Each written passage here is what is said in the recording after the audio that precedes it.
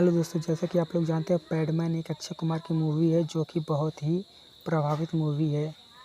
इसकी कहानी आज हम आपको 5 मिनट के अंदर बताने वाले हैं, तो आप लोग ध्यान से सुनिएगा। कहानी की शुरुआत लक्ष्मी यानी कि अक्षय कुमार और गायत्री यानी कि राधिका आप्टे के विवाह से शुरू होती है, जो कि एक खुशहाल और भाग्यशाली दंपति है। लक्ष्मी अपनी पत्नी को बेहद प्यार करता था और उसके लिए कुछ भी करने को तैयार था। मासिक धर्म को लेकर गांव में एक रूढ़िवादी सोच के चलते उसके दौरान गायत्री को घर में काम काज नहीं करने दिया जाता था और उसे 5 दिन के दौरान उसे अपने पति से अलग बाहर दूसरे बिस्तर पर सोना पड़ता था। गांव के युवाओं के द्वारा इसे औरतों का 5 दिन का टेस्ट मैच भी कहा गया, जिसके विषय में लक्ष्मी बिल्कुल अनभिज्ञ था। लक्ष्मी इस पर शांत था, लेकिन माहवारी के दौरान जब वह अपनी पत्नी गायत्री को फटे पुराने कपड़ों का इस्तेमाल करते हुए देखा तो उसे अच्छा नहीं लगता और वह परेशान हो जाता है। इस विषय पर जब वह गायत्री से बात करता है तो वह कहती है कि इसका मर्दों से कोई लेना देना नहीं और यह मर्द होने के नाते उसे औरत के विषय में दखल देने की कोई ज़रूरत नहीं है।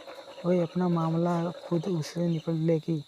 इसे बावजूद वह लक्ष्मी को रहा नहीं गया और वह मेडिकल स्टोर पर जाकर 55 रुपये की एक सैनिटरी नैपकिन अपनी पत्नी के लिए लाता है। जब लक्ष्मी उसे लेकर घर जाता है तो उसे गायत्री के हाथों में देता है, तो गायत्री उसे समझाती है कि उसे मना करती है कि प्रत्येक माह वह इतने महंगे पैड का इस्तेमाल नहीं कर सकती। लक्ष्मी उसे वापस नहीं करता है। वह मायूस होकर वापस अपने काम पर लौटता है, जहाँ एक कारीगर को चोट लगी जाती है।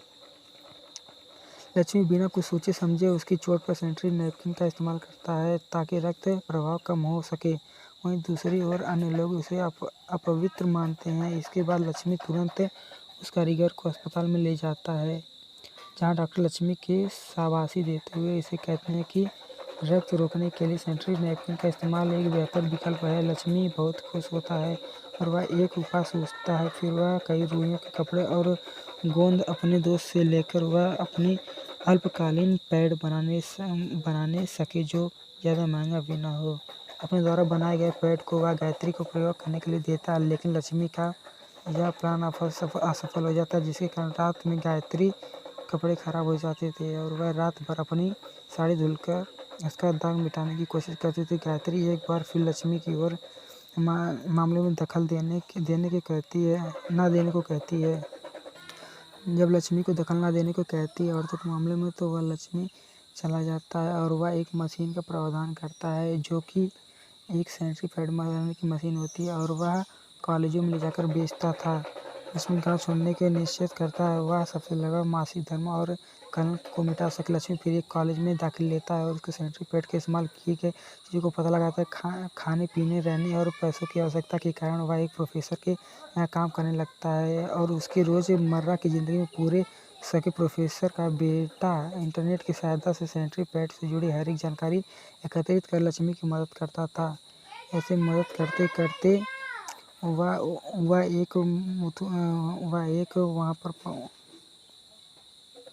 एक इंटरनेशनल कंपनी के जरिए कुछ सॉल्यूज फाइबर के पेड़ बनाने के लिए इस्तेमाल होता है, जो कि लक्ष्मी की मांगता। लक्ष्मी द्वारा किए गए कार्य प्रोफेसर बहुत नाराज होता है और कपड़ों के लागत से बने पैड्स बनाने वाली मशीन के वीडियो लक्ष्मी को दिखाता है ताकि इसे बनाने के पीछे हट जाए। इसके साथ सबके बावजूद लक्ष्मी अपने ही मशीन बनाने की निश्चय करता है।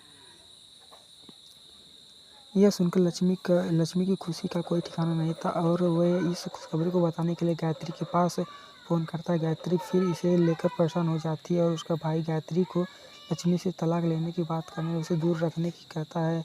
लक्ष्मी के इस अद्भुत आविष्कार के लिए परी उसे IIT दिल्ली के लगे नवोत्पाद मेले का न्योता भेजती है और उसे बताती है कि जीतने वाले को 2 लाख का इनाम भी मिलेगा। लक्ष्मी को जीवन बदलने का नया आविष्कार के शीर्षक में सम्मानित किया जाएगा और शुभकामनाएं दी जाती है और वह अपनी परिस्थितियों को छोड़कर बड़ी लगन से इतने सस्ते पैड्स को ग्रामीण महिलाओं के पहुंचाने की कोशिश करता है, जिससे परी उसकी सहायता करती है। परी के साथ साथ गांव की अन्य महिलाएं भी इस मशीन से जुड़ने लगती हैं, उन्हें रोजगार मिलता है। परी के नाम से लक्ष्मी अपने निर्मित पैड के एक ब्रांड का नाम देता है। पैड बनाने के कार्य को लक्ष्मी और भी आगे बढ़ाता है। इस साहसिक मशीन के लिए उसे न्यूयॉर्क से यूनिसेफ का न्योता आता है, जहां वे अपना भाषण देता है और औरतें मजबूत होंगी तभी देश मजबूत होगा। घर वापस आने के बाद उसे पद्मश्री पुरस्कार से सम्मानित किया जाता है। परी को लक्ष्मी से प्यार हो जाता है, लेकिन लक्ष्मी की खुशी के लिए वह अपने जज्बात को त्याग देती है। एक हीरो की भांति लक्ष्मी का स्वागत उसके गांव में होता है। फिल्म के आखिरी में लक्ष्मी और गायत्री फिर से एक हो जाते हैं। लक्ष्मी के साथ बिताए यादगार पलों को संजोकर परी उससे दूर चली जाती है। अतः हमें इससे यह सीख मिलती है कि यह फिल्म एक पेट से रिलेटेड है, जो कि यह इंसानों में गलत चीज़ मानी जाती है, मगर ये गलत चीज़ नहीं है। अगर हमारी औरतें मजबूत रहेंगी तभी हमारा देश मजबूत बनेगा। इस कहानी का यही अर्थ है। थैंक